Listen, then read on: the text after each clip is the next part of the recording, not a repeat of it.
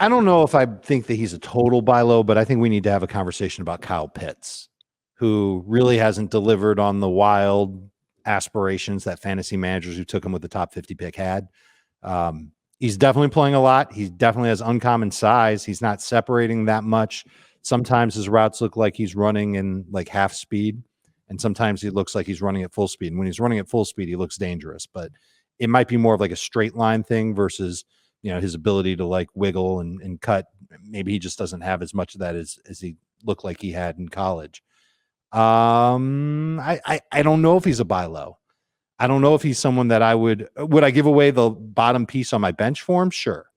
Would I give away my best bench player for him? Probably sure if I needed a tight end. But I also don't know if people are willing to part with him yet. Although I did see in one of my keeper leagues, someone cut him. They didn't trade him, they cut him. So I don't quite understand that. I'm going to get my waiver claims in for Kyle Pitts in that format for sure. But I'm a little bit nervous about the combination of him not getting open consistently and Matt Ryan checking down like Alex Smith. You can tell that Matt Ryan's old. His offensive line is something that he doesn't trust.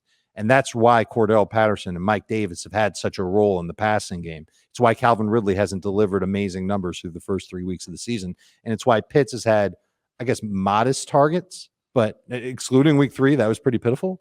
But he really hasn't delivered a big game yet. 12 PPR points in week 2. I don't know if that's really, a big game. I don't know if that's what we drafted him to be. I think the answer is no. So would you trade, let's say, Tyler Higbee and okay, just stop right there. Like you're insinuating that I've got to give up Tyler Higbee and something else. Yes, I am. To get Kyle Pitts, and there's nothing out there that suggests that Tyler Higbee plus another decent player. I don't think you're going to come at me with bench player with Brandon Bolden or Ty Johnson, Jacoby Myers. No, I think I'd rather have Myers and Higbee. Okay, because I think the only reason why, if you make that trade, the only reason why you're acquiring Pitts is because you heard that he was good. Well, I mean, look, we expect rookie wide receivers to get off to slow starts, and they almost always do. It's understandable if a rookie tight end gets off to a slow start. We're just less confident that he's going to turn it on because rookie tight ends typically don't. But sure, if you still believe in Pitts, this might, like last week we said on this show 1 week ago, this is your best chance to buy low on Mark Andrews and George Kittle, and that is probably true unless they, struggle later. They're different though than Kyle. They are different, and you don't have to pay as much for Kyle Pitts. But this is might be your best chance to buy low on Kyle Pitts. Agreed.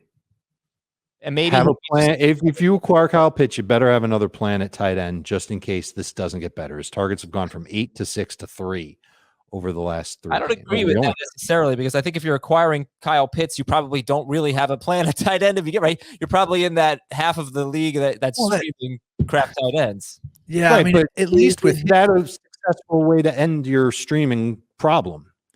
Do you really are all your tight end problems going to go away just because you give up something cheap for Kyle Pitts? I'm not sure that it is.